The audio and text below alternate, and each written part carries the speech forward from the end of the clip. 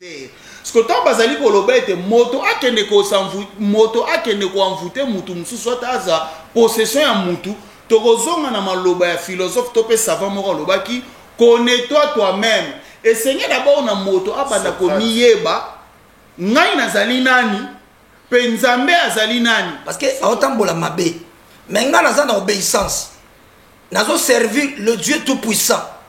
Diable est tenté Christ. Matthieu 4 verset 8 à 9. Alobi gumba melanga ina pesa yo royaume. Alobi na ye na ko ekomami ete ako adorer kaka nzambe yawe. Oko adorer ngai. Fidèles, les pasteurs d'un autre genre ne manquent pas d'astuces pour attirer bon nombre de malheureux fidèles. Dans cette séquence, vous trouverez des pasteurs qui ont fait des choses incroyables. Il fait boire cette eau à ses fidèles. Selon lui, cette eau serait miraculeuse. Bien que le jour où l'opération d'eau bénite n'est pas connue, cette action a choqué le monde entier.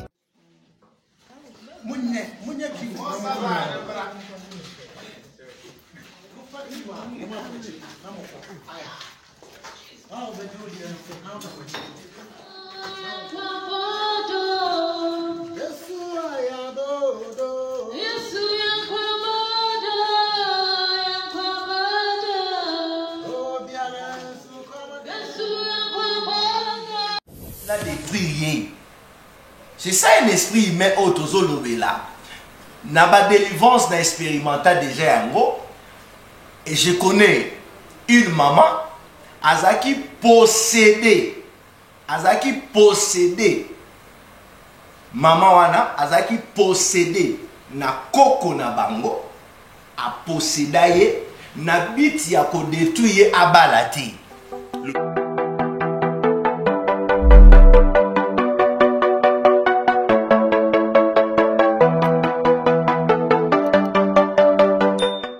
À vous tous qui aimez le débat religieux, le vrai débat religieux, produit par Roland Isso.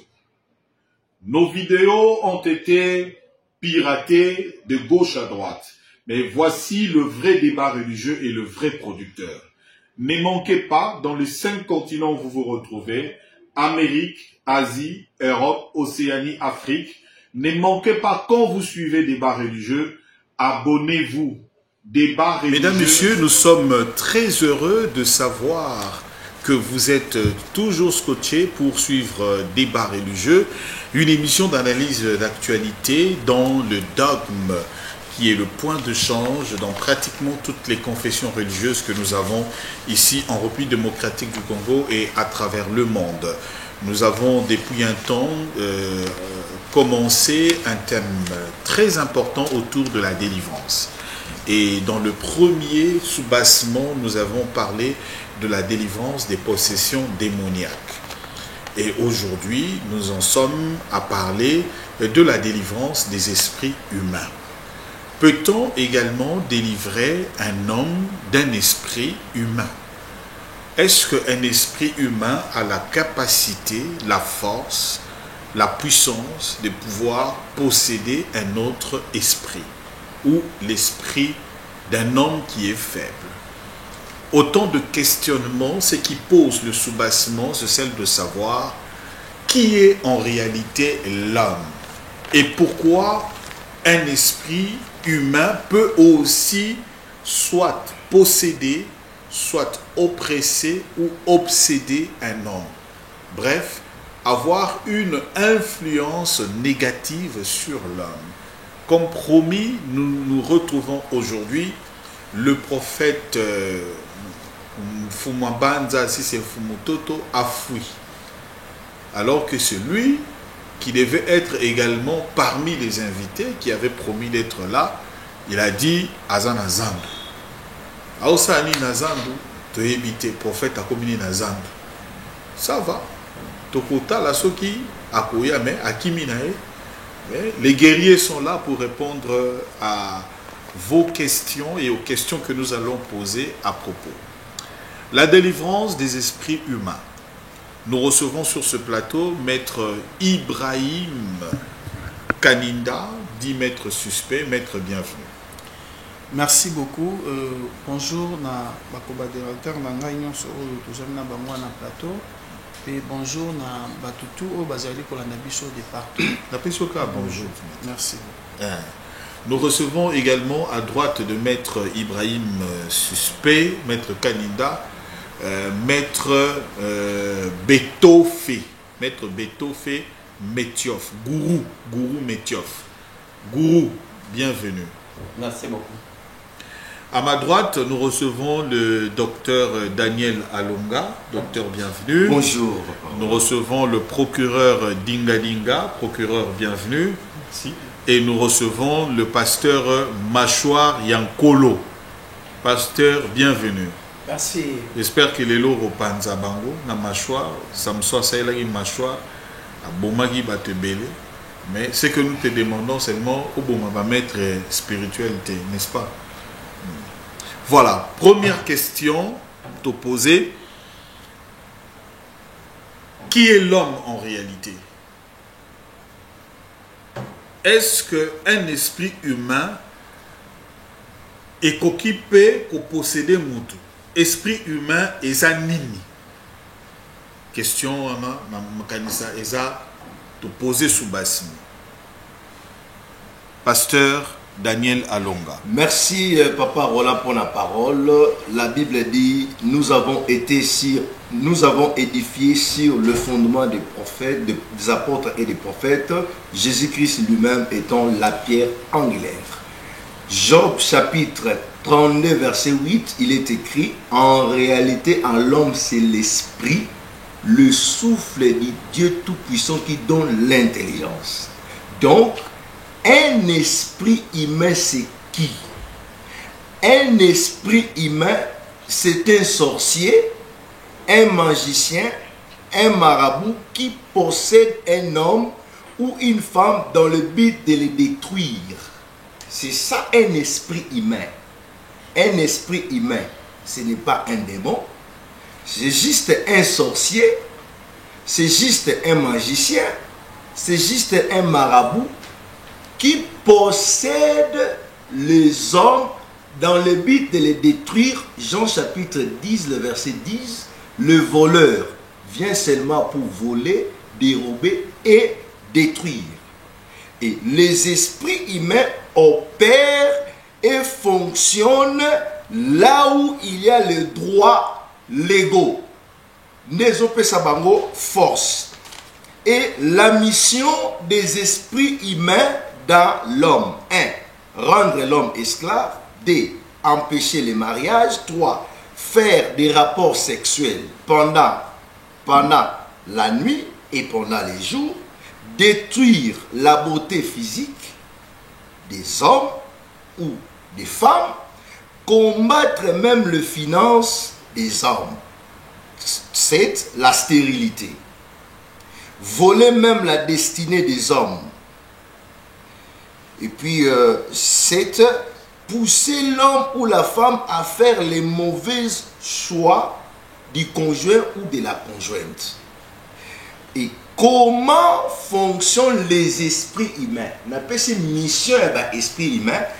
Comment fonctionnent les esprits humains? 1.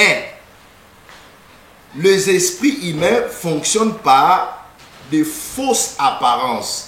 2 Corinthiens chapitre 11. Je lis 2 Corinthiens chapitre 11, verset 2 Corinthiens chapitre 11, le verset 13. Ces hommes-là sont de faux apôtres, des ouvriers trompeurs, déguisés en apôtres de Christ, verset 14. Et cela n'est pas étonnant puisque Satan lui-même se déguise en ange de lumière. Il est donc pas étrange que ses ministres aussi se déguisent en ministres de justice. Donc, les esprits humains fonctionnent par de fausses apparences. Parce que les diables, on dit, Satan lui-même se déguise en ange de lumière. Donc, dans le monde opératoire, il y a un esprit humain qui fonctionne avec une fausse apparence pendant les rêves. Pendant les rêves, à koki kozwa apparence ya mutu mususu na bit ya se camoufler. Puis deuxièmement, par ba fonctionnera pena, il bafonctionnaka mpe na makambo mosusu ya kokosaka bato. Et puis le porte d'entrée l'ego des esprits impurs. Porte, je donne maintenant le porte d'entrée l'ego des esprits humains. 1. L'immoralité sexuelle. Nandela ya impudicité. Esprit humain possédaka batu. Je donne un exemple. Un sorcier ou un magicien oyazali esprit humain alingi a posséder mutu akoya na voie ya rapport sexuel. L'impudicité nandela ya impudicité azu maintenant contrôle ya vie ya mwana mwasi wana to ya vie ya mwana mobali wana. Et puis bakotaka pe par l'exposition de la nudité. Merci Daniel Alonga. Ok, musika fallait aux abisso non totika nanu na ndenge to lobby esprit humain. Aza nani au faire comprendre biso le polo introduisait déjà. C'est bon, tozui pasteur Machouar Yankolo. Oyoki ndenge Daniel Alonga lobby. Oko compléter to au longo la biloko msusu. Merci papa journaliste. C'est Roland Nzamba Pambolayo, merci. Nzambe Azwalokumo, Yesu Albina Jean chapitre 6 verset 63.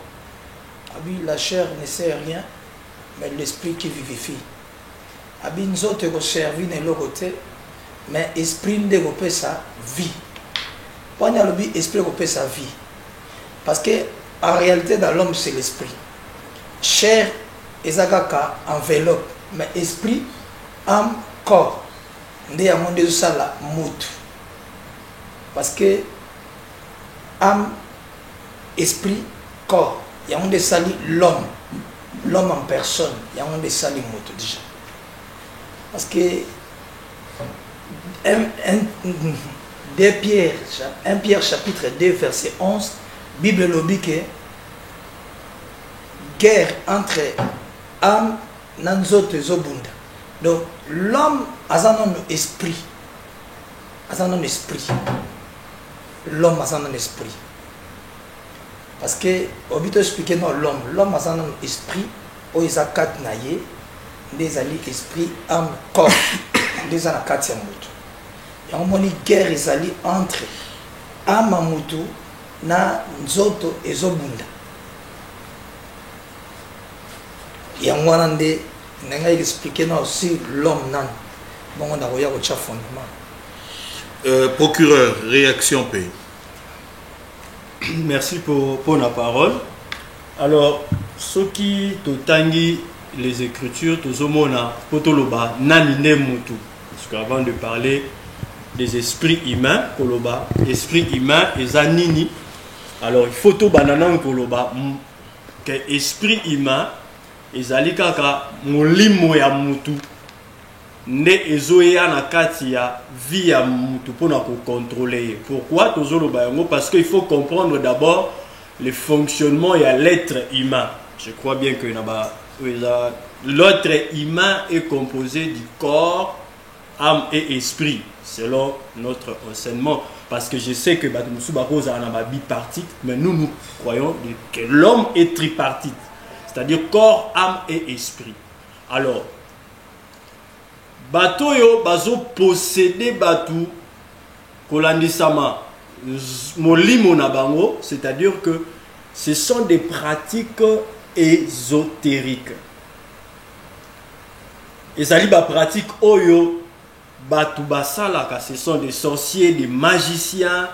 Bateau va atteindre un niveau quelconque na occultisme, bazo arriver ya ko sala ba projection astrale pour na ko kota na kati ya moli ko mettre en contact molimo na bango et ba ko contrôler molimo ya mutu mususu pour que bango ba utiliser to ba contrôler. Je crois bien que la fois passée ezalaki un peu épinglé parce que nous sommes en face des personnes oyo ba exerçaka yango parce que ils nous ont dit que dans l'ère de livrance ba arrivaka ya kokota na monde en contact avec les démons alors que les démons que nous parlons ou l'esprit l'esprit humain baza ko posséder mutu donc baza na kati ya mutu donc c'est-à-dire que nous avons le baron de Baroye va expliquer biso clairement comment ils font pour avoir kokota na kati ya nzoto ya mutu pour na contrôler mutu wana parce que eza domaine na bango. Alors biso eloro baraka, l'homme a la capacité à travers les démons oyobazo kokambaye a la capacité de prendre contrôle sur la vie de notre personne en esprit. Merci. Nazonge Pambino, maître spirituel, pasteur Bazui, pratiquement 9 minutes pour nous expliquer Ndimbola Wana. Il croit que un esprit humain peut faire du mal à l'homme. Donc, il faut déranger Yépé. Dans une composition selon Batangi, Ndenge Bibu et Lobina Bango, il faut déranger Nzoto Yamutu, Am Yamutu, Pe Molimo Yamutu, Elimo Yamutu. Alors, Nazonge Panabino Siko. Merci beaucoup. Et là, que Salinga bien makasi ni bandeli, yakoyoka frère Nabiso, frère d'Eric, parce qu'il y a un long qui a titre à procureur l'autre fois.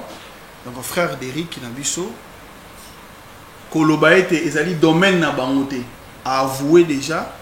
Je crois des frères au bazar tout proche naé, so ba déjà kolongolé na plateau parce qu'ils a domaine mamoto to solo, ils a domaine na été. Donc moyen to solo na ngona ye et aux araté.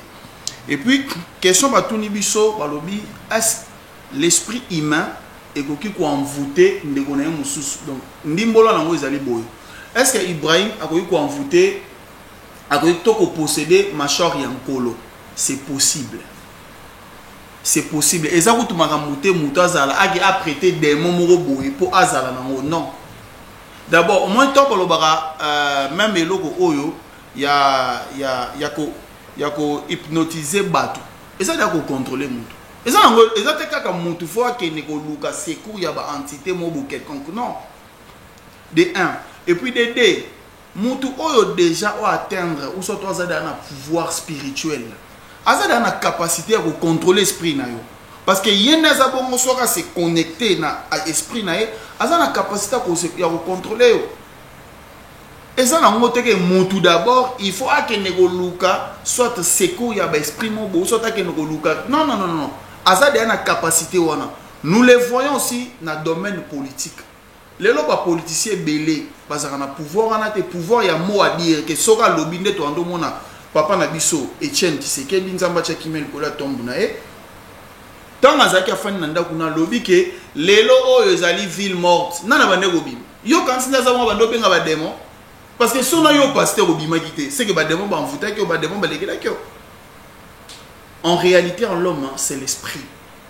Ce qui est esprit na yo déjà et attendre âme na yo et attendre déjà illumination comme éliminer zani les arabes mutu oyo âme na ye et se rapprocher na esprit na ye parce que esprit ezali partie divine à kati ya mutu ozomona nde âme ezali partie oyo ezali na obligation ya obéir na mabe to malamu parce que soki mutu a élevé âme na ye makasi âme ne to mwame et que a respecter âme na ye je me suis resola sur ba âme parce que mutu azali na 3 âmes kati na ye et âme mutu ezali na 3 degrés oyo atenaka pour être ekoma âme moko oyo komi na certitude et le moins na état ya âme animal ande balobaka homme animal donc ezaka âme animal to homme animal soko le moins na beta nyonso na eko atteindre okomi illuminé ozana besoin te pongana envoûter mutu na plateau il faut na que négocier la recours et pas entité moko boye to mona kango lisusu o même ngana ko encourager bato bakoyi ko sala ngo basala ngo mobali moko kolinga mwasi na ye eke mwasi na moni ke mwasi nde na lingi mwasi na mingi bona ko tika ete akende akoki pe ko envoûter ye esprit na ye envoûter mwasi na ye azalaka toujours une obligation na ye to pe mobali wana mwasi alingi mingi mwasi pa ko kipe ko envoûter mais à celle condition ezalaka créé ouais nga za ko encourager eza mabe te soki eza contre volonté à mutu te eloko eza contre volonté te eza contre volonté na ete nalobi mobali oyo balingani na mwasi na ye pona ko protéger bolingo na bango parce que mutu mususu akoki kobanga te akomona pe ke ye aza grodo lelo oyo bapoliticien na biso babangaka te akomona ke aza na mbongo na ye la confiance n'exclut pas les contrôles. La confiance, non, la confiance n'exclut pas les contrôles. Et bon, contrôle, il faut envoûter ou bien au contrôle. Oui, mais la sécurité au Limonangaï, na sengi nzambe na bate la mwasi na abate le langa mwasi na nga amona ka mobali mususu te. Amona ka mwasi mususu te. Mais Papa Roland. Wana Nzambe tomoni yango. Papa Tikanono, wana est commis deux paroles différentes, mais tout le monde a été. Au moins, il a commis deux paroles différentes. Des paroles différentes. Il y a des paroles contre volonté. Non. Dans mes paroles, j'ai bien dit. Ndé toza na plateau boye, nga na za na bolingo na mwasi na ngai. Et puis to lingani to balani. Mais pour me rassurer, na ko créer ba garde-fou na ngai. Mais garde-fou il a déjà bolingo.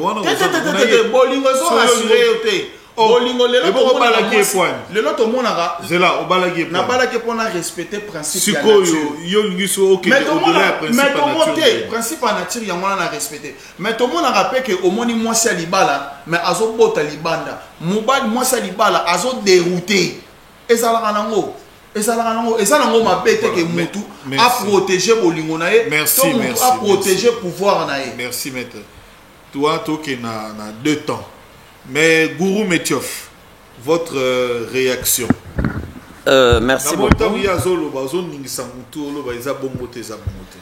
Merci beaucoup pour la parole. D'abord,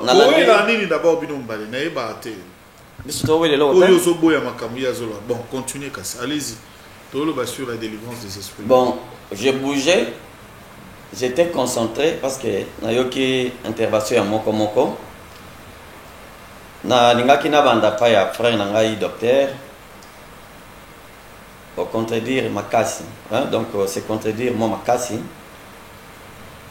tout en qualifiant que l'esprit humain ce sont des démons et tout non voilà d'abord dans les métaphysiques et dans les religions le mot esprit désigne un élément immatériel, incarné dans l'être humain. Mais par extension, le mot esprit s'utilise aussi pour qualifier.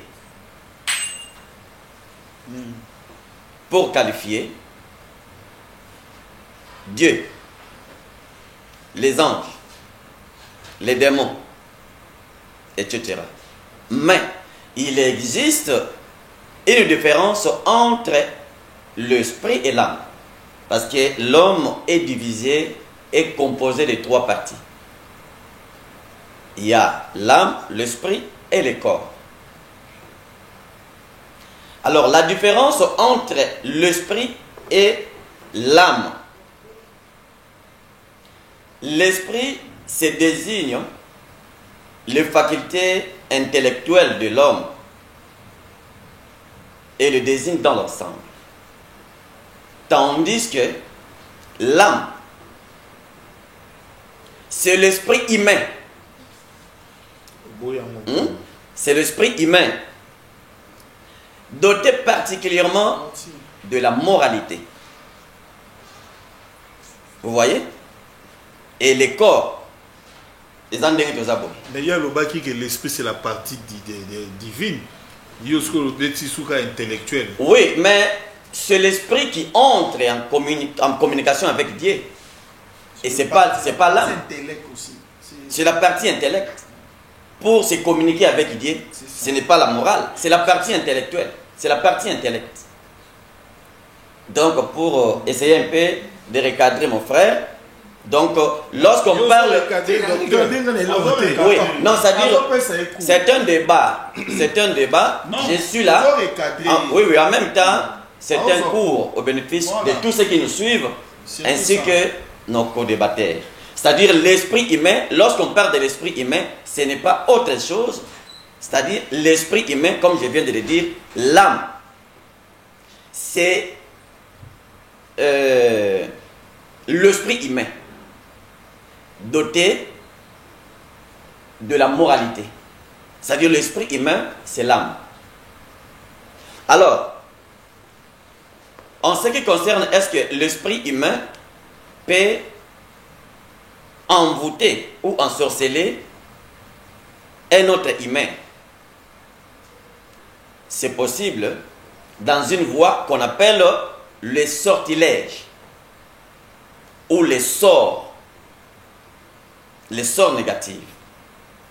Du fait que l'âme est liée à la moralité, c'est-à-dire c'est la partie morale, une fois affectée par des intentions mauvaises, de pensées lésanes, la jalousie et tout.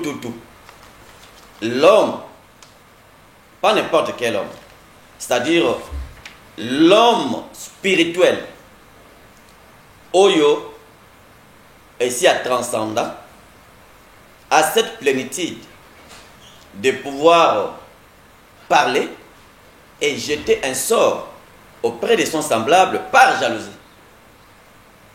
Docteur Elonga a ça les logotés, le procureur a ça les logotés, Machon Akol a ça les logotés, mais du fait que il y a une progression de votre part, moi je ne l'ai pas. Oh, mais comment il peut faire ça? Soit anéantissait ce pied, il ne va plus marcher. Anéantissait ce pied, c'est-à-dire un mauvais sort jeté.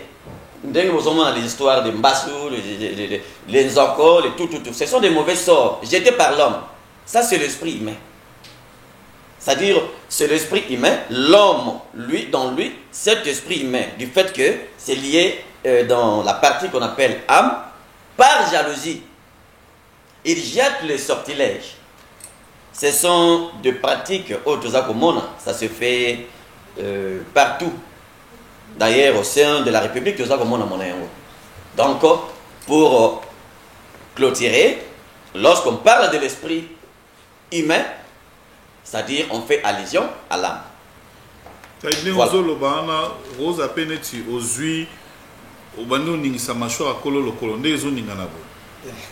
C'est-à-dire, macho à colonne ngazaboye par jalousie. Mais n'a même pas une distraction. Il commence à bouger. Est-ce que vous avez une démonstration sur lui? Une démonstration chez qui? Mâchoire en col. Non. La démonstration, c'est juste ces combats. Ces combats d'échange.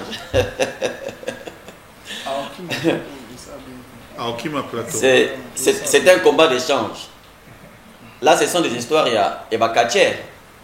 On n'est pas dans la ring. Bon, au fait, tu as évolué, tu as évolué, tu as posé jalon. Ok.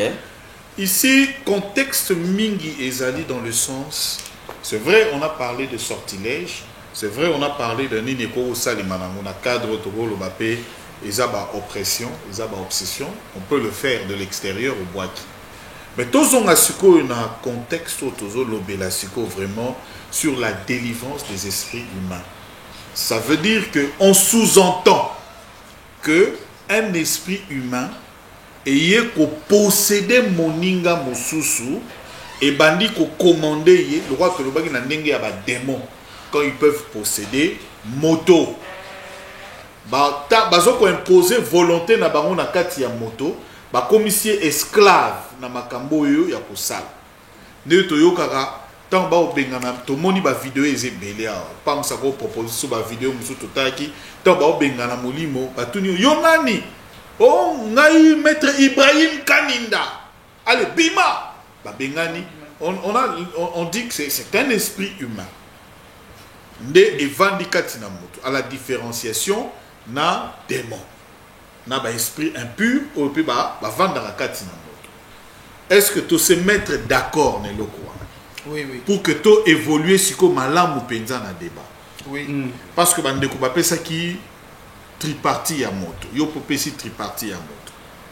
Bino pe bo pesi mais bo définir na nous pena malamu processus wana et ça les maka na partie nini ya moto pe et ça les maka ndenge nini pour que aya ko koma pour molimo na yo et ya ko posséder molimo ya mâchoire ya nkolo par exemple ndenge to pesa l'exemple et ya ko vana donc yoza oza ndenge lobi nzoto ema na elimut le corps, l'âme et l'esprit. Mais ton esprit et ko bimandenge nini s'occupe et ya sikoyo et ko sala ndenge nini procéder wana tango sali bongo bako bengana mutu wana ndenge nini po mutu wana azwa lobiko to kenano na comment ça se produit nazongi et pas il y a Daniel Alonga. Merci, 5 minutes. merci Papa Rola. Na début, il y a une introduction dans Nazaki trop claire pour mettre le lobby qui a contredit na rien.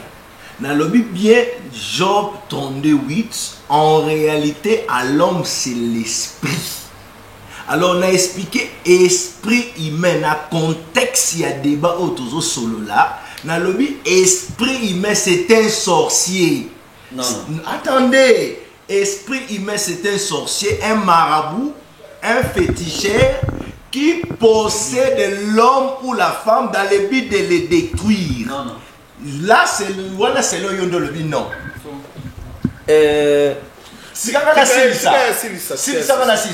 Esprit humain asa un sorcier.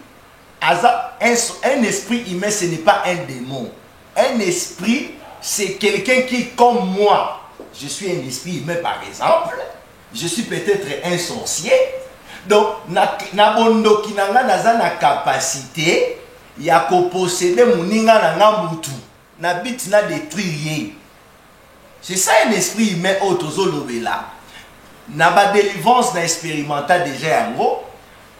Et je connais une maman azaki posséder maman wana azaki posséder na koko na bango a posséder na biti ya ko détruire abalati asala makamunyo soto luka abal esimbakati na ko sambela nzambe molimo wana maintenant abandi koloba na kati na ye nga na vanda na kati na ye na bebisa mariage na ye na bebisa même elongi na esprit humain a na capacité a bebisa elongi ya mutu oto bengi masque de vieillesse apesi mutu akomi masque de vieillesse elongi bebi mibali ba opusa esprit humain a na capacité akomisa muninga na ye na solo mauvaise odeur akomi ko misa mauvaise odeur ata mobali ya pembe na mibali baso kimaye eza ba activité ya ba esprit humain na kati ya batu. Voilà yozo ningisaka maboko parce que oyebi ya moté. Oh, bourreau. Alors, si on a voilà bourreau. Si on a fonctionnement na monde opératoire. Na monde opératoire, les esprits humains ba travailler na déguisement. Ba se déguisaka surtout na monde ya ba rêve. Ba se déguisaka. Na cause à l'esprit humain sorcier. Na yebi ke ndeko Ibrahim. Ngai nazo bebisa vie na eme na lati elongi ya mutu mususu na bit ke Ibrahim aye bangati. Osomona alati on revient un peu sur un fait parce que c'est vraiment très très important et ça sous-bassement. Moboko ya otozoloba Ibrahim alobaki awa alobaki oui esprit humain est coquille pour détruire pour ça là-bas action. Na circonscrire bino na lobby un esprit humain qui vient posséder un autre esprit. On est dans ce contexte-là. Vrai ou faux? Vrai. Ça veut dire, comme nous l'avons vu dans la démonologie, l'esprit impur, les démons, impose sa volonté sur la personne. Commandite la personne. Ok, dirige la personne. La même question est posée sur un esprit humain. La capacité wana ya osala ya.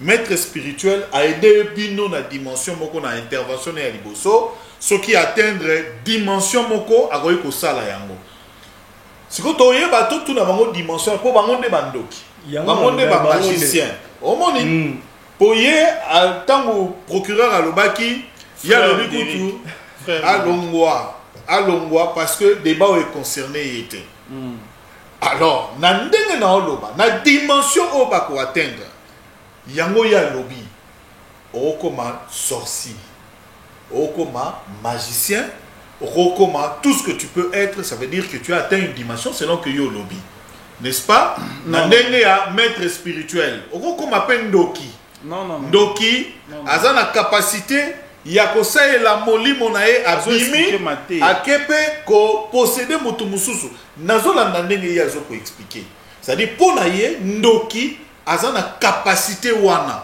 ya kobima aye à posséder esprit mutu mususu. C'est tout à fait normal. Un sorcier peut-être yondo yebité, un sorcier au atteindre niveau aza na capacité ya ko posséder un autre humain na ba voix nini akoluka ba voix lego ako pousser moto wana atelemela mibeko ya nzambe na kotelemela mibeko ya nzambe ye ako fonctionner malamu pe abandi ko salisa moto wana ba makambo oyo tangu nzamba ko sepete a posséder ye akangi ana droit ko kanga libala na ye ko kanga même mabota ako empêcher moto wana abota te ako empêcher même moto wana plus loin amona asimbaka mbongo te ako kende même plus loin akoki kobota na même na bana ya butu abotisi même bana na ndenge ya butu tokei na niveau ya possession ko kangaye ko commander ye. Les autres actions là on en tiendra compte peut-être après quand on veut parler vraiment de la délivrance proprement dite. OK. Procureur. Merci. Ezan et Loro Moro Awa. Je crois que Gourou Azana a simbi vraiment sujet un mot pas très bien. Mais non seulement a simbi sujet pas très bien, explication naïe sur d'abord l'esprit humain. Parce que tout ça d'accord naïe que l'homme est tripartite. Mais dans la tripartite de l'homme, et c'est que le corps nous met en contact avec, donc la tripartite humaine, on a le corps, âme et l'esprit. Alors, ces corps, parties matérielles comme la chair, ils ont mettre en contact avec ce qui est physique. Mais l'âme de la personne, ils ont partie immatérielle, où ils ont un siège, il y a des émotions. C'est pourquoi, au moment où mon âme est triste. Triste, la joie, même l'intellect, l'intelligence fait partie de l'âme d'une personne. Parce que l'âme, c'est l'âme qui est affectée par la psychologie de l'homme. Donc vous trouverez que l'âme peut être dans la joie, dans la tristesse. C'est pourquoi dans le psalmiste, mon âme, je suis dans la joie, mon âme exalte le Seigneur, mon âme, parce qu'il dit dans l'allégresse, ils ont la faculté, ils ont reposé sur l'âme de la personne. Maintenant, quand on parle de l'esprit de l'homme, ils ont la faculté, ils ont mettre en contact d'abord avec ce qui est spirituel. C'est-à-dire, premièrement, nous mettrons en communion, soit avec le royaume de Dieu, avec Dieu, soit nous mettrons en contact avec le royaume de Satan ou les démons. Alors, maintenant, Moutou, Azana ba faculté, Moussousou, o eza ko résider sur l'esprit de la personne, eza loko la intuition, o to benga sixième sens. C'est-à-dire que cela ne passe pas par l'intellect, par l'intelligence. L'esprit de la personne n'a pas besoin de l'intelligence pour comprendre qu'il y a quelqu'un qui va arriver. Ça ne passe pas par l'intellect. C'est à ce stade-là que Gourou Azoloba, c'est là, pardon, à cette Gourou Azoloba, l'intelligence. En fait, l'intelligence dont fait allusion ici, c'est l'intelligence spirituelle dans le sens de l'intuition. Bon, peut-être à l'intelligence, mais il n'a pas dit ça. Spirituelle. Voilà, yom tolobi, bien yom talobi. Voilà, yom tolobi, bien yom talobi. Non, c'est pas ça. On est ici entre la psychologie, la science de l'être. C'est là, il y a alors, dans ces parties-là, il y a l'intuition. Maintenant, cette partie-là, ils ont partie immatérielle. C'est le spirituel. Je suis en contact avec l'esprit. Mais maintenant, quand on parle de la personne, parce que dans Bango, il y a un enseignement ésotérique. Enseignement ésotérique. C'est simple, enseignement caché. Tant qu'on va ésotérique, on va expliquer. Occulte. Occulte réservé à des personnes initiées. Ésotérique. Alors, dans leurs enseignements, baza kopé sa bango ba capacité, même si peut-être le gourou a manifesté comme si, bon, peut-être avec ordre oyazanango, c'est plus modernisé, peut-être dans le sens où on a zoloba, peut-être ba ordre mususo tozomo na ba pratique oyozomo na wana, c'est trop peut-être ancestral, mais bango nyonso baza na bankati ya ba enseignement ésotérique. Que ce soit les magiciens, parce que dans la magie, il y a la magie noire qui est réservée aux Africains, il y a la magie peut-être rouge réservée au peuple rouge, aux Asiatiques, tout ça. Il y a la magie aussi blanche. Peut-être il y a un ordre mususu, non, pratique mususu et pas une délivrance, trop bas. Mais en réalité, il y a quoi expliquer Bisso. Il doit nous expliquer comment il y a à ça la délivrance. Parce que il y a le Bakiboy. Que ce qui a lié à ça la délivrance à Moutou, il faut en contact avec les démons qui possèdent la personne. Maintenant, quand on est en contact avec les démons, il fait ça avec quelle partie du corps? Il fait ça avec un esprit. Contact n'a pas démonté. Et ils allaient jusqu'au Yomoko. Le rôle à gourou, n'est-ce pas? Esprit n'a yonde et y est qu'on vende pas. Voilà maintenant ce que j'ai voilà, il faut que ce soit les magiciens, les sorciers, que ce soit les magiciens, les sorciers, les maîtres, ils pratiquent ce qu'on appelle la projection astrale. Ils ont pratiqué projection astrale pour en contact avec d'autres esprits qui possédent Moutou. Alors, il n'y a pas la capacité, wana yako bimanakati ya molimo naye à faire travailler molimo naye pour en contact avec d'autres esprits. Maintenant, quand il y a qui ne peut délivrer esprit wana, à Koutanina esprit, soit aza démon, soit azali esprit humain. Alors, l'esprit humain tozoloba awa, ezali pekaka bango moko pekaka. Basalaka ba jewana ou bien ba pratique wana ya kosala en sorte que molimo naye et se détacher en son corps pour que ekeneko exercer le pouvoir ou bien prendre le contrôle ya vie ya mutu moko songolo. Yango wana nde tozobenga esprit humain. Donc son esprit est qui en dehors de Dieu. Nazat d'accord na oye, son esprit est zolongwa pour se mettre en contact pour contrôler d'autres personnes. Voilà. Gourou, maître, nous réagir. Tous en ont gourou. Oui. Gourou a ça quand même colo. Oui, c'est tout ça. Yosa élève, c'est là maître Gourou a bon, je voudrais recadrer. Makam Toza Kosolola, si je m'en est très important. Ezali ma casse, malgré beaucoup de potanango, mais quand même, hein, et là, si je m'en ma casse. Au moment bon, c'est pas compliqué. C'est ça, c'est simple. Yo peux expliquer, mais c'est ça que je vais le faire. Yo peux expliquer. Voilà. Naouti Goloba, lorsqu'on parle de l'esprit humain, on fait allusion à l'âme. On fait allusion à l'âme. Laissez-moi d'abord parler parce que c'est que je parle ici. Non, je pense que ça le nom du Bayo. Lorsque un humain est attaqué, assisté surnaturellement, on n'attaque pas le physique, on affaiblit la partie astrale.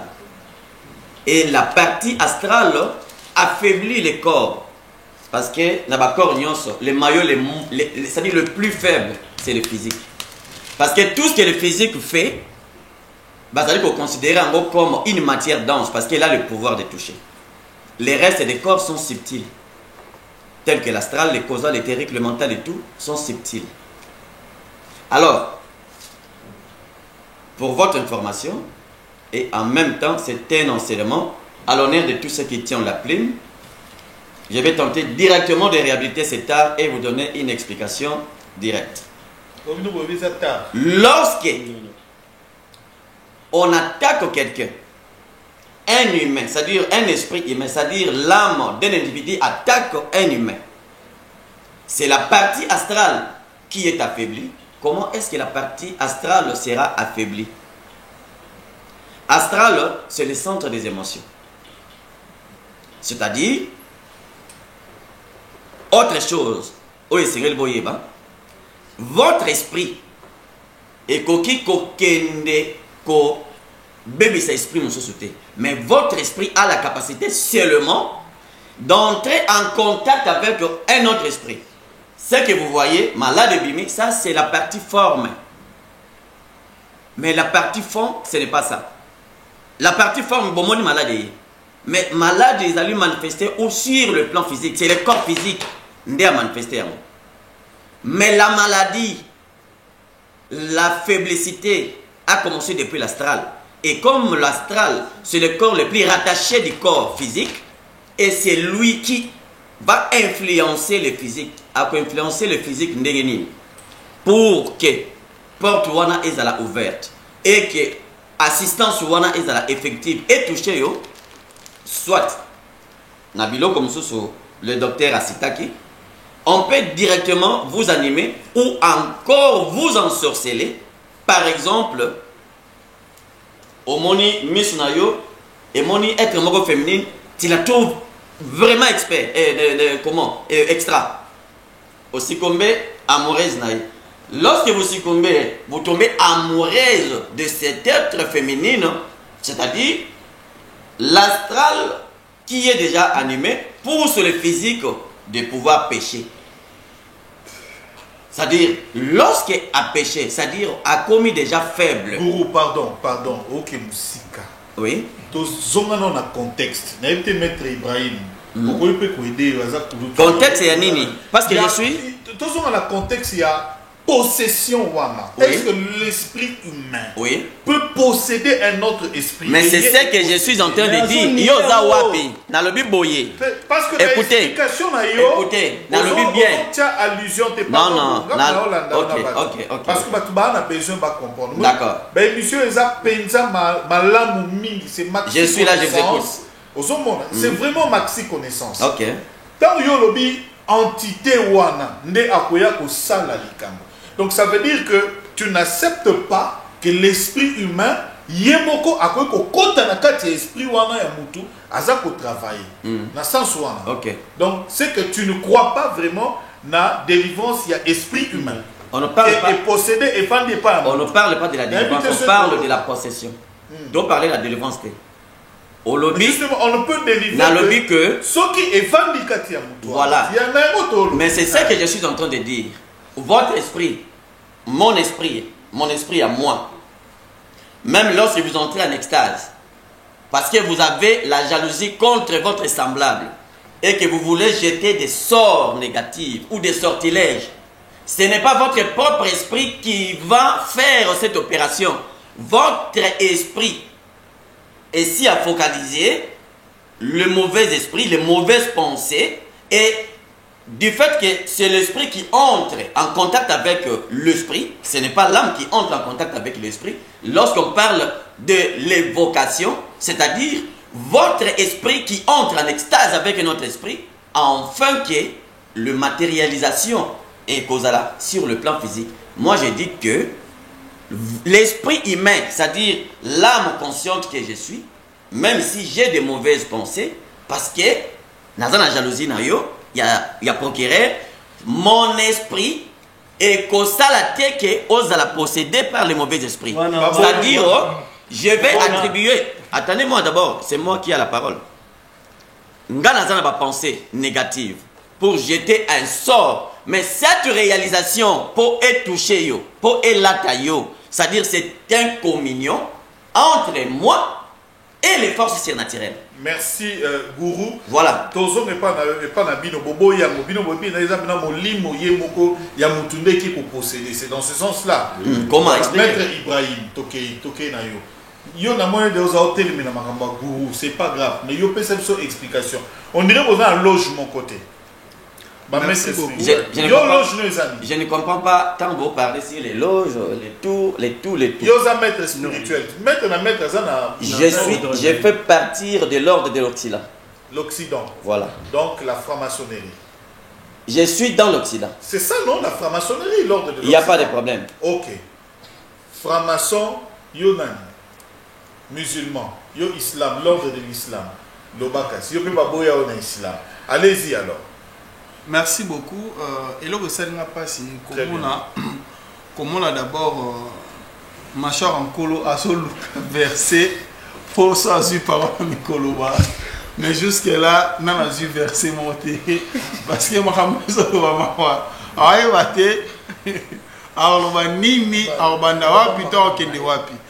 donc, alors, sur la binazon na sujet. Oui, sur la binazon na sujet. Sur la binazon na sujet. D'abord, Ezaboui. Machin encore l'Olanda peut-être au profiter. Aux humains moyens au loba. Aux autres verset à Robimate. L'on a cagné. Moi, si je t'ose là, n'est pas pratiquement pas naïo. Si je te le bien, on a selon le panneau. Oh, se retrouver tel on a des barreaux. Bah, tu vas sur la vie. Machin encore la gagnon la puissance ne peine à ordre on zama pessinga. Oh, se retrouver. Bah, tu vas la vie sur na bateau ba plateau pour remarquer. Na foule au sous. Tu continues. Alors, tu vas n'être le babou. Ah, se retrouver ta. Ah, se retrouver. Ah, se retrouver. Bon, on peut se parole. Ah, se retrouver. Tu vas n'être le babou. Batuni biso quelque chose à plus simple. Quelque chose à plus simple batuni biso. Le lenge nini ego sala ete moto azwa possession ya muninga na ye moto. Parti nini oyo moto akoza possession. Kasi nde tolobi te l'homme aza trinitaire. C'est vrai, on se limite par là. L'homme est composé par l'âme, l'esprit et le corps. Corps ezali mabele. Âme ezali parti à désir to parti ou ezoko contenir ba besoin ya mutu nyonso na kati ya bomoto. Esprit ezali parti rouge to parti ndemno bolobara rouge si je me trompe pas parti roua divin ya kati ya moto donc parti divin parti ya kibonzambe. Quand on parle que l'homme est divin ezara par rapport ya eloko wana eza kati ya moto. Yango omona bato musu balobi le monde est macrocosme. L'homme est microcosme, l'homme azali petit univers. Ce que tant bazali koloba ete moto akende ko envoûter mutu musu soit aza possession ya mutu tokozonga na maloba ya philosophe topé savant moko lobaki connais-toi toi-même. Et seigneur d'abord na moto abanda ko miyeba ngai nazali nani pe nzambe azali nani soko miyebi bongo nde si je tozo solo awa nde tokoyeba ke tokomi pesa d'abord raison. Il y a quoi de mettre que oui, mutu akoki kozwa possession ya mutu. Kasi parti nini ne ko renvoyer na biso toyeba quelles sont les parties qui composent l'homme. Tope ba partie oyo ekolaka na trois parties ya mutu wana. Nde to komona ete tozaka na sept corps oyo ezali ko composer mutu kati na ye. Mutu azali na composition, il y a trois parties wana. Mais trois parties wana nde balobaka na français ezali subdiviser lisusu. subdivision na wana ezoya na partie ya âme donc toloba ete âme ya mutu ezalaka na baparti moko oyo ezali kolanda yango kasi soki nga nalingi nazwa contrôle ya mutu nakozwa contrôle kaka na parti moko par exemple ozali ndoki te me bandoki bayaka kobimiso na butu yo kasi na conscience na yo oyebi te yo oyeba te me bandoki bakoka ndo yo utilizo ndeni bandoki bakoka ndo yo utilizo ndeni. Ça c'est quelle partie qui est utilisée? Mais partie on est utilisé ezali partie ya baba partie astrale ya mutu. Très bien. Ozomona yo kana zo pesa yo Frédéric olobaki awa ezali domaine na hôtel domaine biso ndeni ngana ko moloba domaine ngo zoloba no bimso na plateau frère landa o eza court alors na bande ko loba boye mboka nga batu nyonso kani machwa nkolo machwa ponde na kange ba mbale na tiki ba libre machwa nkolo na kange bana nzambe bolanda biso alors ndoki so bana ko sala ndenge nini chaque mutu tango lalaka l'homme en vrai l'homme ne se repose pas parce que quand on est comme ça c'est mon astral qui se repose so ki ngana lali astral na ngela muki po ekene na monde astral na monde ya minzoto pour qu'il ne reçoive pas information tellement que l'homme vit dans le passé, dans le présent et dans le futur. Il suffit que mutu nzamba tchele ba corps nyonso na po et profiter na ye po mutu azalaka toujours na kati ya nini mutu azalaka toujours na kati ya exercice na normal. Siko ndoki osa ndeni neto yebo bon ndeni na kangi machar nkolo.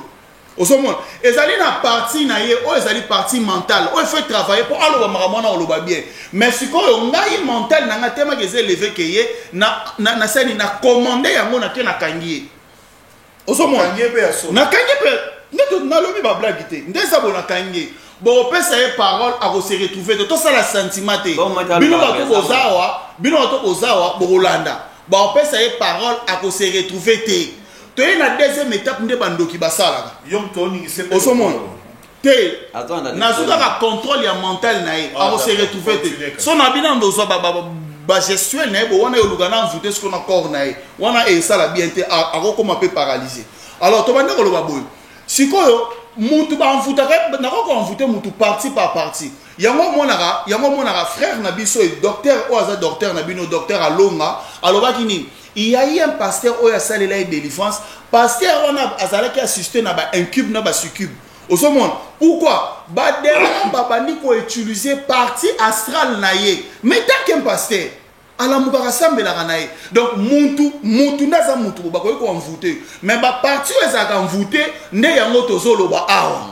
Au monde, bako ko menacer partie na yo moko. Voilà comme on a voulu menacer partie à Jésus, na naissance naie. Et ça qui n'a roi oya Nabucodonosor tant Jésus botamaki au monde alors Nabucodonosor tant Jésus botamaki ndani ezaki nani Hérode non je m'excuse ezaki Hérode boli msana na bosani te na corps na ngande bungi esprit na ngeko bunga te parce que l'esprit est na histoire wana na temps wana pe na yebi mais na corps na ngabo ngoko bosana na zamu macho encore lobi ke yem tabungi te na kangi mental ne bo raisonner te alors botala skondenge balingaki ba bloquer Jésus na naissance na ye. Pourquoi? Parce que Hérode azaki na ba mage oyo batangaki étoile ya Christ na naissance na ye ba bengaki nini mokonzi moko azobota mawana.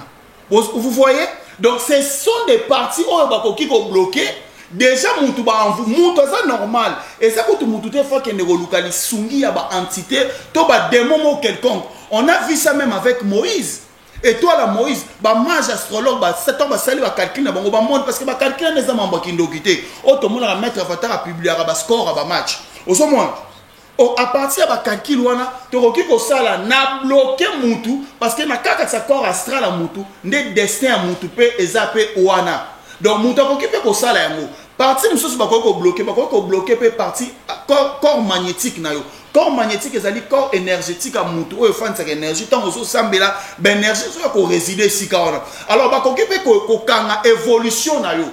Osali komona même ton pasteur bon pasteur non ndenya ko bloquer. Parce que on so bloquer quand on ndazu possession ya corps na autre. Et ça nango eloko moko te so bozo kanso ba possession mutu. Te mutu ko ko sambela même azu possession na yo nde lelo toza mokola mercredi dans une possession ya mental ya mâchoire ya polo mâchoire réaction Makambo a lobby, ils ont solo, bako rebelle, bako za possession, réagir. Merci papa journaliste Nzamba Pambolayo, merci pour la parole.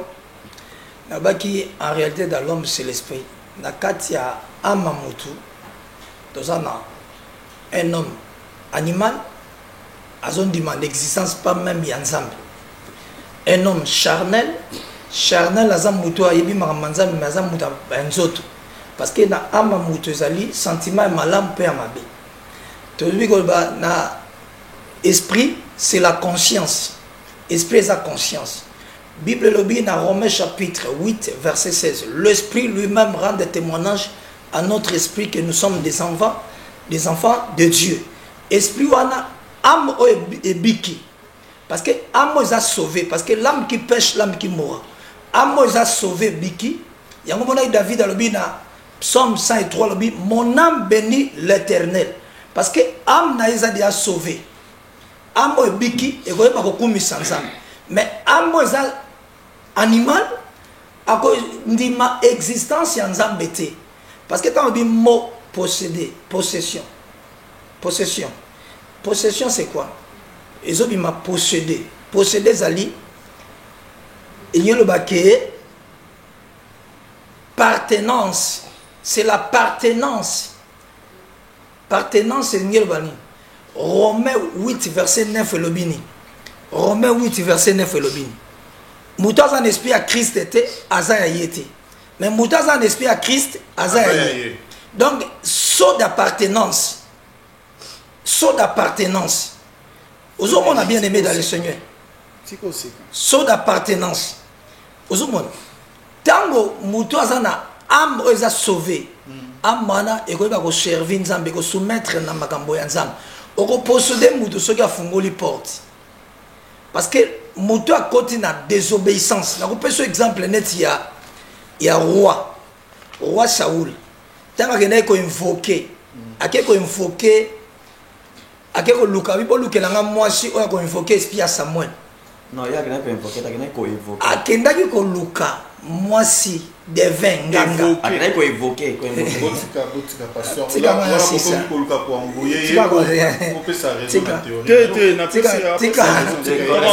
Tika bino lobati. Tika bino lobati.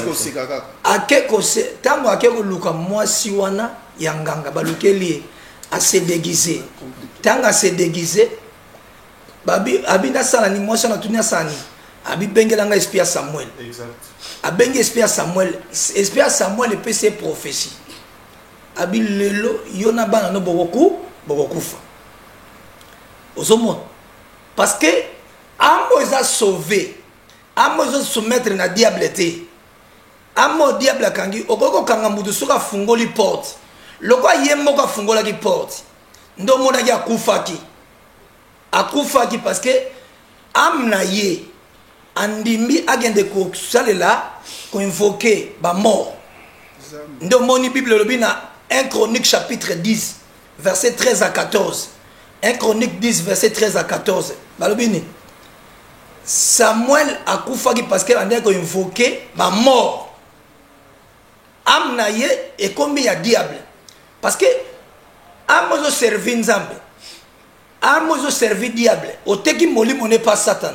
Jamais na fungoli porte te. Naza na kati obéissance à parole. Désobéissance ne ko kota yozo ama mutuana. Parce que aotambola mabe. Mais nga naza na obéissance. Nazo servir le Dieu tout puissant. Diable est tenté Christ. Matthieu 4 verset 8 à 9. Alobi gumba melanga ina pesa yo royaume. Alobi na ye na ko ekomamiete ako adorer kaka Nzambe Yahweh. Oko adorer ngai. Alobi bongo abi ko adorer ngai. Poni aboyaki. Parce que mokili oyo eza pamba. Bible n'aime point le monde ni des choses qui sont dans le monde. Si quelqu'un aime le monde, l'amour de Dieu, il n'est point à lui. Car tout ce qui est dans le monde, c'est la convoitise de la chair, la convoitise des yeux. L'orgueil de la vie ne vient point du Père, mais vient du monde. Parce que âme naïe, ils ont servi. À un moment que David a dit, mon âme bénit l'Éternel. Nous surtout à l'ikak d'angé bakokumisa comme ensemble. Moto âme nebiki, esprit et esprit ensemble que contrôler. Parce que Bible le dit, l'esprit lui-même. Je ne réponds pas à la question. Conseil au bout, non, kaka. To libéré. Tout ça, quand on a battu. Il y a ça qui est déjà à Kangi. Ako kangate. To libéré, o ça petit. Bible le dit, na Romains 8 verset 14. Ma caméra banate, mais au moins est-ce qu'on comité. Et ça bimisi yote. Fongola. Fongola. Cheka libre. Fongola ite. Attends pour le mot au kokate ko bungisa. Mais vous allez au bungati. T'es jamais. Fongola pardon. Parce que abogate. Si toi aussi c'est mission. Ko déranger de tika na loba na s'exprimer. Na tika go s'exprimer. O s'exprimer na biloko ndo ba monde astral ya pamba. Esprit ko bima monde astral o yet kebo sentiment zéro. Romains chapitre 8 verset 14 et l'esprit lui-même, car tout ce qui est conduit par l'esprit de Dieu sont fils de Dieu. Parce que biso âme nangai na pesi yango pa na nzamba gérer yango. Yo ko kota te so nga na fungoli porte. Jamais. Mu âme okozwa eza moto azotambola na péché. Moto azotambola na péché parce que la Bible dit l'âme qui pêche, l'âme qui mourra. Oui, déjà, tu as repris ça autant de fois. Naina tout na question. Ma chère encore. Est-ce que aux zones d'Imake yendenga lobi wana eza solo? Parce que moi lobi que au quotidien na Zamba, makambo loba, il a des différents na autre loba. Non. Alba qui posséder. Tant bi posséder. Mot posséder, possession de bimakran. Dans posséder tout ça. De l'esprit humain. Ingénieur Pams. Tu as deuxième ingénieur Pams. Tu as deux cas. Esprit humain, juste le bel. Tu as un mot possédé.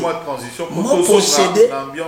Mot possédé, la Bible c'est possession. Comme ça, possession. Il y a le baquet, la Bible c'est appartenance. C'est l'appartenance. On va suivre.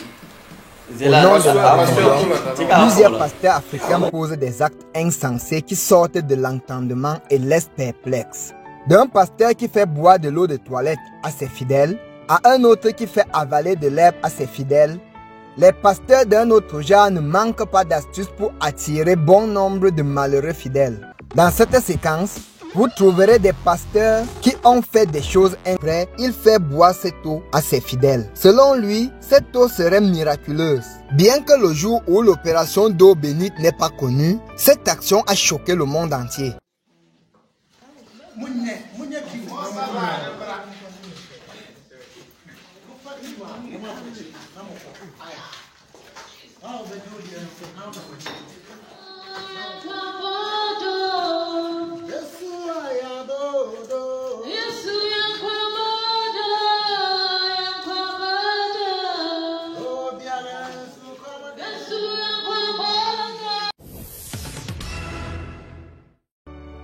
Ce pasteur camerounais flagelle ses fidèles au cours d'un service religieux après les avoir convaincus que l'acte va laver tous les péchés. Il les fouette avec une ceinture qu'il prétend être ointe pendant que des chants d'adoration résonnent en arrière-plan. Il leur a promis que leurs péchés seraient pardonnés après avoir terminé la séance de flagellation. Cet acte a choqué des internautes et a créé un tollé de réactions.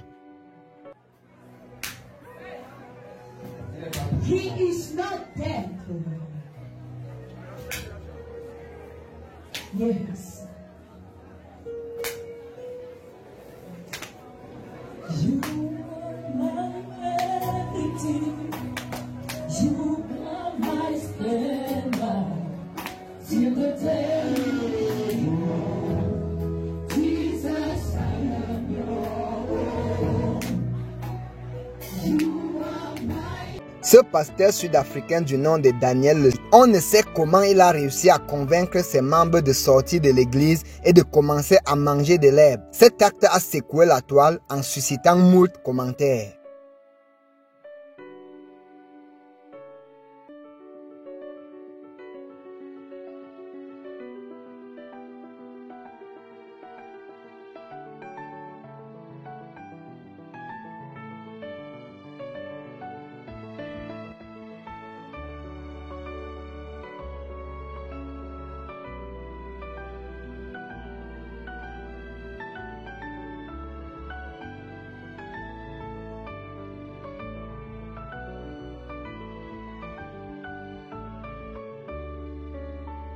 Avant de continuer, abonnez-vous à la chaîne, appuyez sur le gros pouce bleu, partagez la vidéo et cliquez sur la cloche pour que personne ne peut répondre avec certitude. Toujours est-il que cette vidéo a choqué plus d'un sur la toile.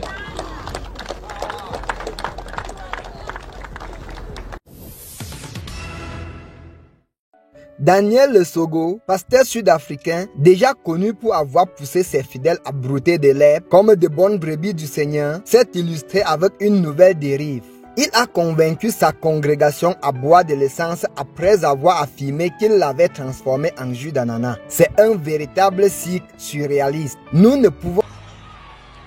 How is it? There's a lot of fumes, but I don't have any side effect. You feel fine? Yes. You feel fine? Yes. Pineapple juice. Oh. You want to drink pineapple juice? Okay.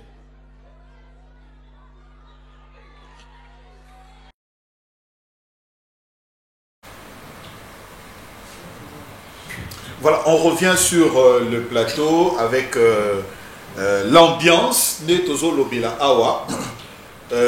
Pasteur Machor Ankolo a aussi réagir, mais ce que Tozo pasteur docteur Daniel Alonga, Nandenge Maître Ibrahim a fait sa théorie.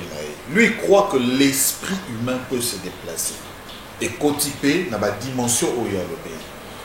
Le système a expliqué les différentes âmes. Nengi a lobby à peu près 7. Alors, Goura lobby, t'es jamais molimo et que nous recotons molimo msusu. Et puis ça rend appel et côté en contact na ba entité de maosala na combo na yé. Yango ne bimisi esprit humain. Alors, quelle réaction vous le pasteur vous avez parce que toke nango malé beloko pour que batba comprendre. Merci Papa Roland. Je suis dans la parole de Dieu, Jean chapitre 8, verset 30. Jésus dit, si vous demeurez dans moi et mes paroles demeurent en vous, vous êtes réellement mes disciples. Un disciple de Christ, c'est quelqu'un qui demeure dans les enseignements de Christ. Alors, biso loko toza ba disciple ya Christ, tozo demeurer dans ba enseignement ya Christ. 1 Thessaloniciens chapitre 5, le verset 23, que le Dieu de paix vous sanctifie lui-même tout entier et que tout votre être, l'esprit, l'âme et le corps. Donc l'être humain, azana esprit, azana âme, azana corps. Sikoyo, domaine autozolo bela, possession ya esprit humain. Mutu a possédé muninga na e mutu.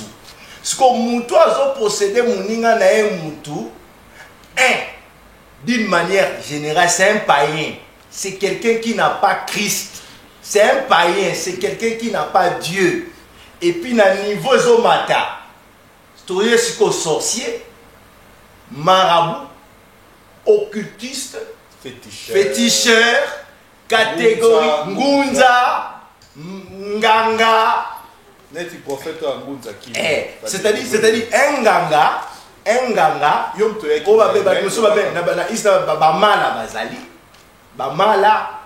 bazali a koki maintenant ko posséder mutu lolenge ni possession salaka. Par exemple, maman par l'ignorance, parce que le diable aime les ténèbres. Parce que les ténèbres, ça part de l'ignorance, ça part du péché, ça part aussi les diables. Les diables règnent là où il y a l'ignorance. Les diables règnent là où il y a les ténèbres. Alors, par l'ignorance, par exemple, une maman, aboti mwana na ye, azo sokola kaye libanda peut-être na balabala. Un ganga peut-être ya aveni, to un sorcier ya aveni, ayebi maman wana. À chaque fois maman nazo sokola mwana na balabala, azo lobaka mama loba moko boy peut-être mono na kobala kaye, a mwasi nanga. Maman ne peut par ignorance azo tolérer ba maloba ya lolenge wana. On a ndenge ya kindoki nganga wana azo luka moyenyo surtout akomisa peut-être mwana wana mwasi na ye to mobali na ya butu na nenga ba mystique akomi pe mwasi na ya butu akomi pe mobali na ya butu par l'ignorance ya mama osomona par l'ignorance parce que les diables règnent là où l'ignorance alors ba te belé baza na kati ya ignorance mongu nazo profiter azali maintenant ko posséder ba esprit humain o baza banganga bandoki bangunza aussi ba pasteur ba kanga yango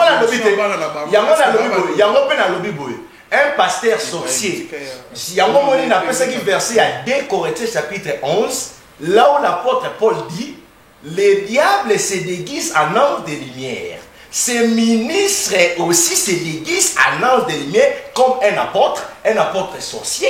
Nous avons des apôtres sorciers, nous avons des pasteurs sorciers, nous avons tous ces genres de pasteurs, prophètes Yabandoki Bazar. Parce qu'un prophète Wazali Ndoki, un pasteur Wazali Ndoki, a kokipe ko posséder mosali ya nzambe mususu à cause de la cupidité. Cupidité à l'okoso ya mbongo, peut-être pasteur wana zoleka ba moment difficile, andimi abimana pasteur wana ne ya sima. Merci docteur. Voilà toujours toké na ba pratique. Mais tolingi to tikalaka na niveau, voilà parce que toko lobelango na sens ya ba porte. Les moyens où est ça la cas que batouana ba kota sikoyo pour agir, pour poser. Ça, c'est un moyen. Expliquer nous. Est-ce que c'est possible que l'esprit humain est quota? Mécanisme. Mécanisme maintenant. Bon. Mécanisme. Ibrahim pas petit mécanisme. Donc mécanisme tout qui est maintenant d'une manière parce que parole de Dieu est à partie positive na partie négative tout qui est maintenant à niveau ya liloba ya nzambe or nanzela liloba nzambe est-ce que oui que présence kaka ya nzambe présence ya nzambe ndenge pasteur Olazo Sambela présence ya molimo santu o eza kati ya pasteur Ola et qui peut permettre que bandimi o bazana se ya mandat ya onction nzamba pesiye et qui peut permettre bandimi wana ba planaka ba fonctionnaka na se ya présence ya nzambe o eza kati na ye ezali kosalini ko planer likolo na bango na sens que bazana Yesu Nalobi bazana Yesu. On parle de la possession. L'esprit humain possède. Le mot possession est en négativité. Je ne sais pas si on parle de négatif. Si on parle des esprits délivrance sur la sens Yamabé. La sens Yamabé. Si on ndokia ça maintenant projection. Ndokia ça maintenant ce qu'on appelle ndoki. Nalobi ndoki tonga ngazo ça maintenant la projection. Nandela ya projection. Voilà. Merci docteur. Merci. À posséder Moutou. Est-ce que nene eloko uti ko lekasiku pasteur Machouar aolo ba makamsusu. Tokolo ba ke ba envoûter pe ba posséder pe et pas ya nani ya maître Ibrahim au posséder na posséder partie mentale na au posséder ta mokolo mo. Loba, parce que le minute. Au posséder ta mokolo mo. C'est parce que nakati ya amba mutu parce que tozolo ba amba mutu amba musu ko kota et posséder amba musu non et posséder ndé ce qui fungoli porte ce qui kasi so fungoli porte ce qui mutu ya moka fungoli est-ce que yo fungoli porte te ne bozala ki a te na fungoli ya moya koti te akokota mais alobi azui mental na yo akokota ta mokolo moko tozozonge pa na yo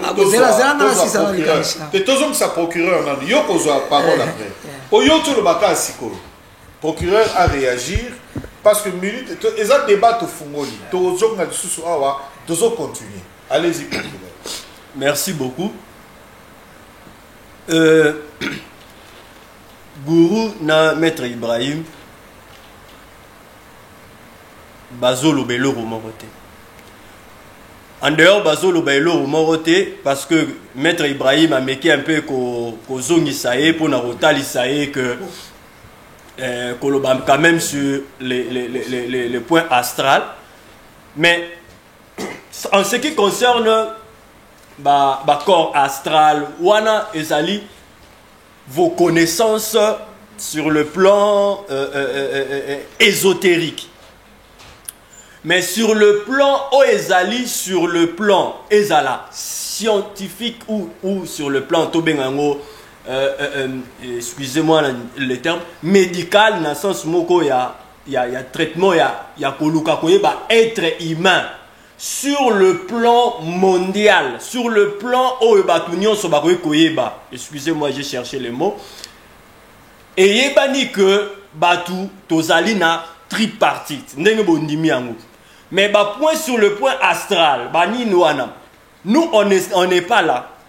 Et puis nazo sentir bango ete bazana komeka koyeba te entre quoi ça la différence entre possession sur le plan humain et envoûtement, ensorcellement, enchantement. Et bazo comprendre un côté. Mutu oyo azana enchantement, topé ensorcellement, ezali basmo synonyme ya oyo babengaka envoûtement. L'envoûtement est différent de la possession. Oui, a cité ba maladie telle que ba mbasu, ba mamali bazobwa que la batu wane ezali normal, ezali ba envoûtement, ezali ba ensorcellement qui peut se manifester dans ba sortilège. Qui peut se manifester dans ba sortilège. Mais il est d'accord avec ça aussi, mais ezali possession par l'esprit humain. Voilà. L'esprit humain ezali oto zoloba oyo bino bosala rawana le voyage ou bien to bengango astral.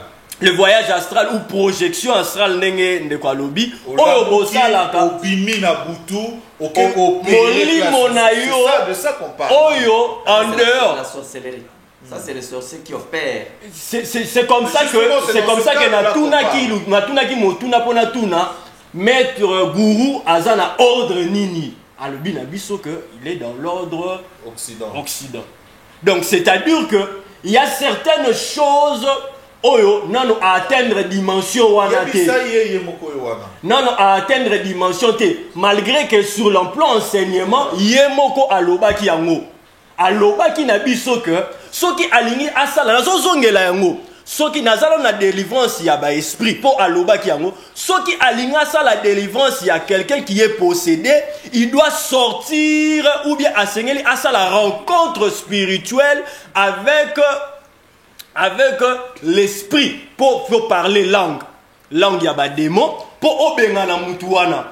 Mais maintenant, les mêmes mécanismes, peut-être dans le commun à dimension, les mêmes mécanismes, ils ont ça la mappe na dimension, oyo batu bakendaka ko posséder batu. Bandoki, voilà. Les magiciens ou mieux ba maître naie, parce que je comprends que na commis maître té. Oh, nana commis maître té, nana commis na dimension à maître té.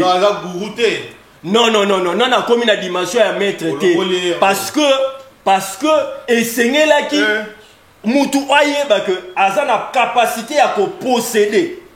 Oyo yazoloba wana ba envoûtement, ezali ba envoûtement na ko sala envoûtement mutu, na prendre contrôle ya mutu ou na sens moro, mais sans pour autant que mon esprit réside sur la personne.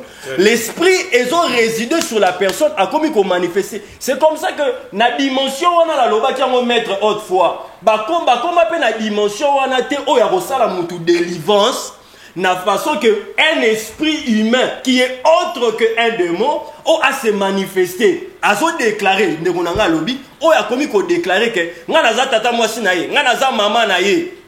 Ces manifestations wana tozoloba, ce n'est pas un démon, mais c'est une personne, voilà, sorcier qui a atteint un niveau. Merci. Ils ont permettre à Abima à s'attacher à l'autre. Je fais sa parole dans ma mâchoire en colo parce que tu as commis presque na souka. Comme ça, ma maître a eu 2 minutes pour clôturer. Ingénieur comme ça, c'est déjà signe. Il faut Jack Boy et Banda. Allez-y, mâchoire en colo. Merci pour la parole. Je vais expliquer que parce que na kati ya moto ama moto. Tu veux expliquer na kati ya ama.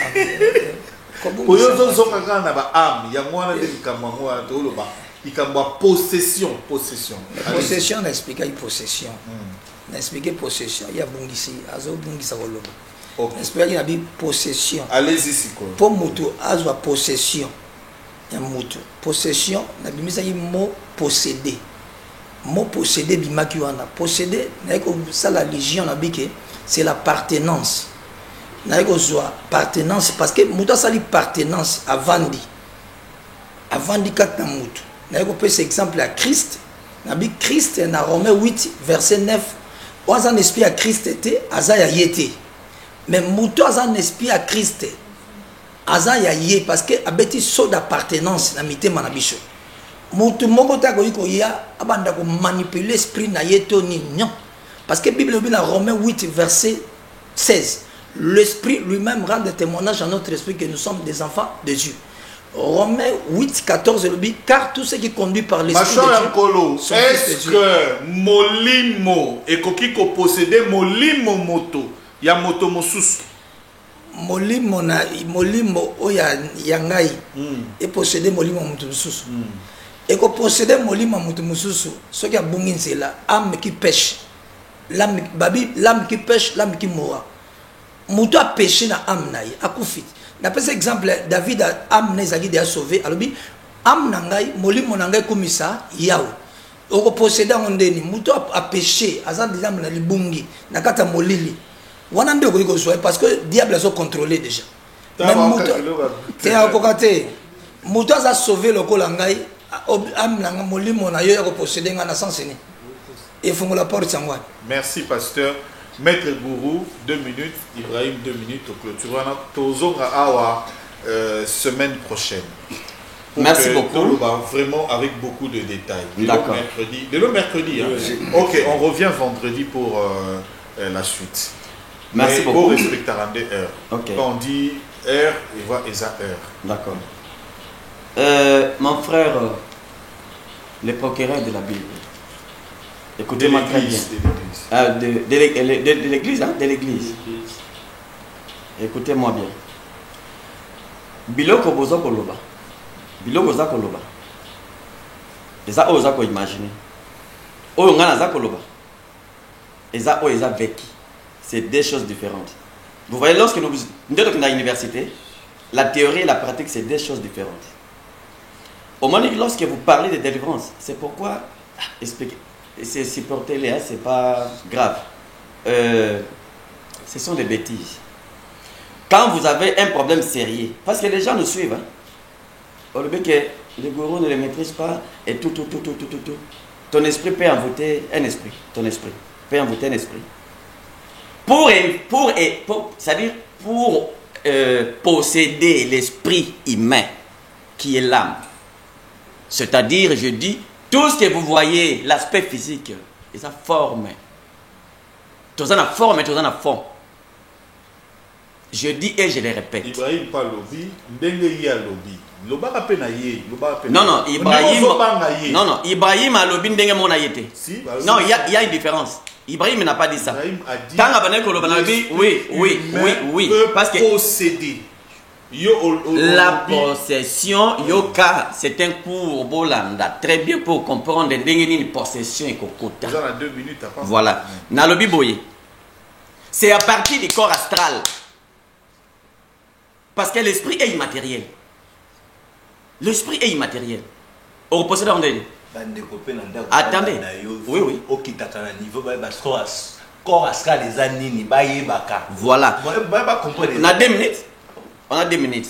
Bando banda qui ose parole au baka astral. Ok. Alors, na banda koloba. Nyonso oyo olobi ozali à côté. Et marabout, sorcier, féticheur et tout. Bango nyonso bazali classifié comme des petits magiciens qui font appel à Satan. Un magicien, c'est un petit magicien qui fait appel à Satan. Je ne suis pas un magicien. Merci. Je suis un terge. C'est-à-dire la confusion oyo bozanango ezali basée sur les qualificatifs et la partie tridimensionnelle de l'homme. Quand vous dormez, vous croyez c'est à partir du corps astral. Merci Gourou. Heureusement, malheureusement, j'ai que 2 minutes. On continue. Moi j'ai dit c'est l'esprit de l'homme. Non. La Bible on parle. Non. Qui a écrit la Bible? Merci beaucoup pour la dernière parole, Nabiso. Merci beaucoup pour la dernière parole, Nabiso. Nasepe Makasi n'a pas invité tout qui lelo. À retenir Ezaka Kake, moto, à copier qu'on envoûter moto, topé à copier qu'on posséder moto. Procureur, au moins qu'on joue en abajet des motos et tout mis à côté. Posséder envoûtement. Au lieu posséder à la limite, n'a fait dans moto le banin. Ils ont dit qu'on contrôle la moto. Et bien envoûtement, ils ont dit qu'on contrôle la moto. Français, au moins les Français peuvent l'équipe ma casse dans moto. Et ben le boum sur ma bleu, mais ça petit à bleu, mais ça facile à comprendre. Comprendre moto. Il y a pas beaucoup envoûté. Qu'on possède à cause ça là non. Bref, il y a un sali et pas ya mbanga machor en colo. Donc on n'a pas qu'on peut c'est cola qui s'en et ça on leur pas cité tout au ça là non. Au cause ça la pose en face, il y a adversaire no boye, alinga paye d'ailleurs, mais au posséder pas intelligence naie. Aux autres contrôle naïe à qui pour ça le côté au déstabiliser. Donc merci beaucoup na papa Roland na montazo pe sabiso vraiment temps ko leka après l'émission bananzambe eza ndenga mabete nazo libérer tika ko sambela ngam na ko libérer tika ko sambela ngam na ko libérer donc bolimbisa na ko libérer après l'émission. Merci beaucoup. Pasteur Machor a été de vivre et va aider au sambela. Merci, c'est l'ambiance que nous avons sur ce plateau, la convivialité. On est tous frères, mais dans la différenciation, d'un côté, il y a religion, il y a pasteur,